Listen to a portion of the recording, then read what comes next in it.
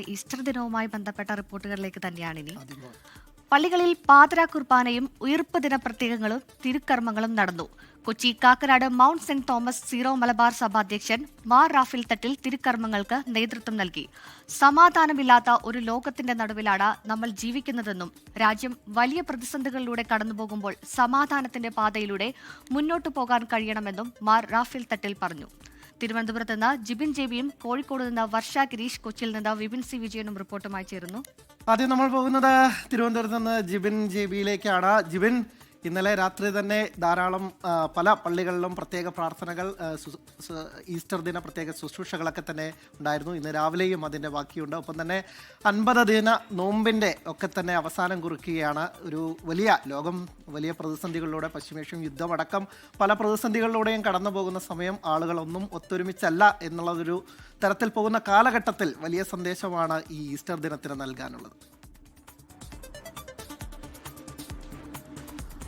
Good morning Anil and Surya. നേരത്തെ പറഞ്ഞതുപോലെ തന്നെ യേശുക്രിസ്തുവിൻ്റെ കുരിശുമരണത്തെ കുരിശുമരണത്തെയും ഉദ്ധാനത്തെ അനുസ്മരിച്ചുകൊണ്ടാണ് ലോകമെമ്പാടുമുള്ള ക്രൈസ്തവർ ഇന്ന് ഈസ്റ്റർ ആശംസിക്കുന്നത്.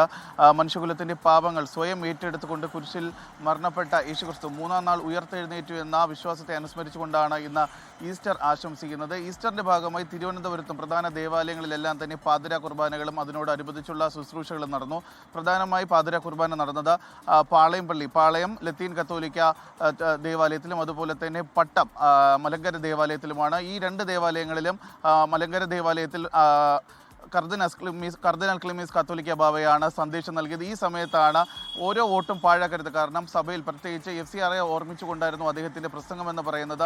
ഓരോ വോട്ടും ആരും പാഴാക്കരുത്, വിശ്വാസികളെല്ലാം തന്നെ വോട്ട് ചെയ്യണം, മനസാക്ഷിക്ക് അനുസരിച്ചുള്ള വോട്ട് വിശ്വാസികൾ രേഖപ്പെടുത്തണം. കാരണം പുതിയ നിയമങ്ങൾ വരുന്ന കാര്യം വിശ്വാസികളെല്ലാം അറിഞ്ഞുകാണുമല്ലോ. അതിൽ ക്രൈസ്തവ വിശ്വാസികൾക്ക് ആശങ്കകളുമുണ്ട്. അതുകൊണ്ട് തന്നെ എല്ലാവരും മനസാക്ഷിക്ക് അനുസരിച്ച് വോട്ട് പാഴാക്കാതെ രേഖപ്പെടുത്തണം എന്നുള്ള കാര്യം കൂടി കർദിനാൾ ക്ലിമീസ് കത്തോലിക്ക ബാവ ഓർമ്മിപ്പിച്ചിരുന്നു. ഇതിന് പിന്നാലെയാണ് തിരുവനന്തപുരം ലത്തീൻ കത്തോലിക്ക ആർച്ച് ബിഷപ്പ് തോമസ് ജെ നെറ്റോയുടെ പ്രസംഗമുണ്ടായിരുന്നു. അദ്ദേഹം ലോക സമാധാനത്തെ കുറിച്ചുള്ള സന്ദേശം ഓർമ്മിച്ചുകൊണ്ടായിരുന്നു അദ്ദേഹത്തിൻ്റെ പ്രസംഗങ്ങൾ നടന്നത്. എന്തായാലും തിരുവനന്തപുരം ജില്ലയിൽ കഴിഞ്ഞ ദിവസം ഈസ്റ്ററിനുമായി ബന്ധപ്പെട്ടുള്ള കുർബാനകളെല്ലാം തന്നെ പാതിരാ കുർബാനകൾ പൂർത്തിയായിരുന്നു. അതിനുശേഷം ഇന്ന് പുലർച്ചയോടുകൂടിയായിരുന്നു LMS CSIയുടെ ആസ്ഥാനമായിട്ടുള്ള LMS കത്തീഡ്രൽ ചർച്ചിലും ഈസ്റ്റർ കുർബാനകൾ ഉണ്ടായിരുന്നത്.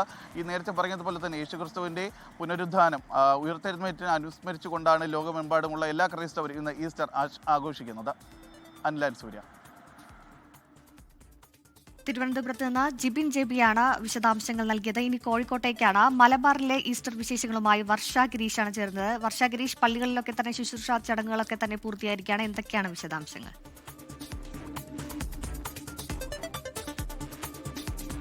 ഉയർപ്പിന്റെ പ്രത്യാശയോടെയൊക്കെ തന്നെ സന്ദേശങ്ങൾ ഉയർത്തി ലോകമെമ്പാടുമുള്ള ക്രൈസ്തവർ ഈസ്റ്റർ ആഘോഷിക്കുകയാണ്. കേരളത്തിലും വിവിധ പള്ളികളിൽ, ദേവാലയങ്ങളിൽ പാതിരാ കുർബാനയും ഇപ്പോഴും പ്രാർത്ഥനാ ശുശ്രൂഷകളൊക്കെ തന്നെ നടക്കുകയാണ്. 50 ദിന നോൻപതിൻ്റെയൊക്കെ തന്നെ പരിസമാപ്തി കുറിച്ച് ഇനി ആഘോഷത്തിൻ്റെ ദിനം കൂടിയാണ്. ഇന്ന് ആഘോഷ ദിനം കൂടിയാണ് ക്രൈസ്തവർക്ക്. കോഴിക്കോട് നിന്ന് വർഷ ഗിരീഷുണ്ട്. വർഷ,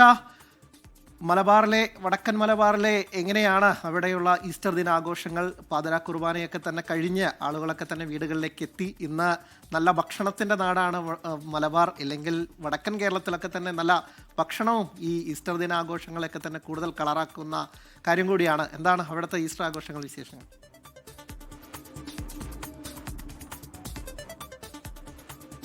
ഗുഡ് മോർണിംഗ് അനിൽ. എന്തായാലും മലബാറിലെങ്ങും ഈസ്റ്റർ വളരെ മനോഹരമായി സന്തോഷപൂർവ്വം തന്നെ ആഘോഷിക്കുകയാണ് വിശ്വാസികൾ. യേശുദേവൻ മരണത്തിൽ നിന്നും ഉയർത്തെഴുന്നേറ്റതിൻ്റെ ആഘോഷമാണ്, അല്ലെങ്കിൽ ഓർമ്മ ദിനമാണ് ഈസ്റ്റർ എന്ന് പറയുന്നത്. കഴിഞ്ഞ ദിവസം രാത്രിയിലെല്ലാം വിവിധ പള്ളികളിൽ പാതിരാ കുർബാനകൾ നടന്നിരുന്നു. ഇവിടെ ദേവമാതാ കത്തീഡ്രലിൽ കോഴിക്കോട് രൂപത ആർച്ച് ബിഷപ്പ് ഡോക്ടർ വർഗീസ് ചക്കാലക്കലാണ് ഈ പാതിരാ കുർബാനയ്ക്കും എഴുന്നേൽപ്പ് ശുശ്രൂഷയ്ക്കുമെല്ലാം നേതൃത്വം നൽകിയത്. എന്തായാലും ഈ കഠിന ദിവസങ്ങൾക്കൊടുവിൽ വിശ്വാസികൾ എന്തായാലും ഈസ്റ്റർ ആഘോഷിക്കുകയാണ്. നമുക്കറിയാം 51 നോമ്പാചരണത്തിന്റെ അവസാന ദിവസമാണ്, പവിത്ര ദിവസമാണ്.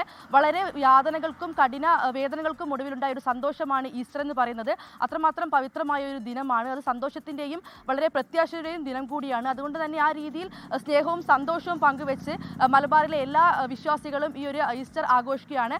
അതിൽ സൂചിപ്പിച്ച പോലെ വിവിധ ഭക്ഷണങ്ങളെല്ലാം കഴിച്ച് വളരെ ആഘോഷത്തോടു കൂടി കുടുംബത്തോടൊപ്പം ഈസ്റ്റർ ആഘോഷിക്കാനുള്ള തയ്യാറെടുപ്പിലാണ് വിശ്വാസികളെല്ലാം. ഇന്നലെ വളരെ വൈകി രാത്രിയോട് കൂടിയാണ് വിശ്വാസികൾ പള്ളിയിൽ നിന്നും മടങ്ങിയത്. പ്രാർത്ഥനയുടെ ദിവസങ്ങളായിരുന്നു. വിശുദ്ധ വാരമാണ് കടന്നുപോയത്. ദുഃഖവെള്ളി, പ്രസവവ്യാഴം ഉൾപ്പെടെ വിശുദ്ധ ദിനങ്ങളാണ് കടന്നുപോയത്. ശേഷം വന്ന പ്രത്യാശയുടെ ദിനമായ ഈസ്റ്റർ എന്തായാലും മനോഹരമായി തന്നെ ആഘോഷിക്കുകയാണ് മലബാറിലെ വിശ്വാസികൾ.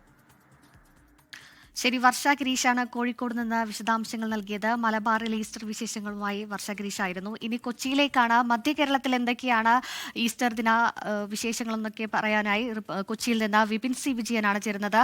വിപിൻ സി വിജയൻ, കൊച്ചിയിൽ അല്ലെങ്കിൽ മധ്യ കേരളത്തിൽ എങ്ങനെയൊക്കെയാണ് ഈസ്റ്റർ ദിനം ആഘോഷിക്കുന്നത്?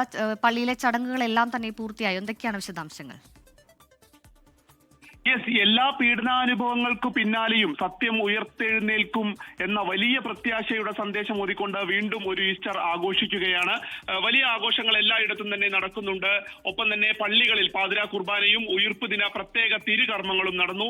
കൊച്ചി കാക്കനാട് മൗണ്ട് സെന്റ് തോമസിൽ സീറോ മലബാർ സഭയുടെ അധ്യക്ഷനായിട്ടുള്ള മാർ റാഫേൽ തട്ടിൽ തിരുകർമ്മങ്ങൾക്ക് നേതൃത്വം നൽകി.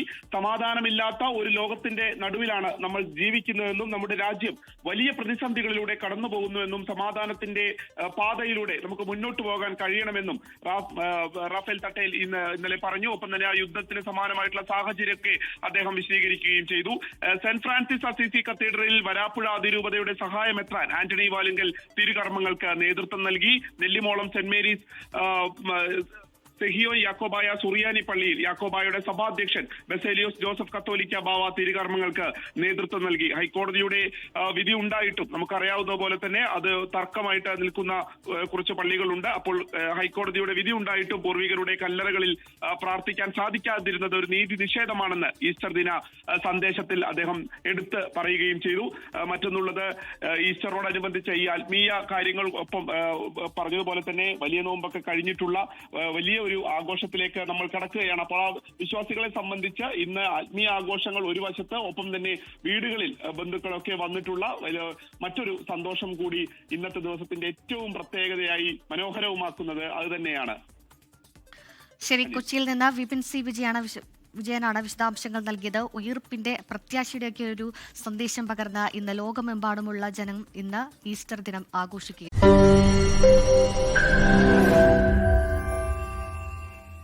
ലോകത്തെവിടെയായാലും ഏത് സമയത്തും 24 വാർത്തകളും ഓഗ്മെന്റഡ് റിയാലിറ്റി പാക്കേജുകളും എക്സ്പ്ലെയിനറുകളും വിശദമായി കാണാൻ ഞങ്ങളുടെ യൂട്യൂബ് ചാനൽ നിങ്ങൾക്ക് സബ്സ്ക്രൈബ് ചെയ്യാം.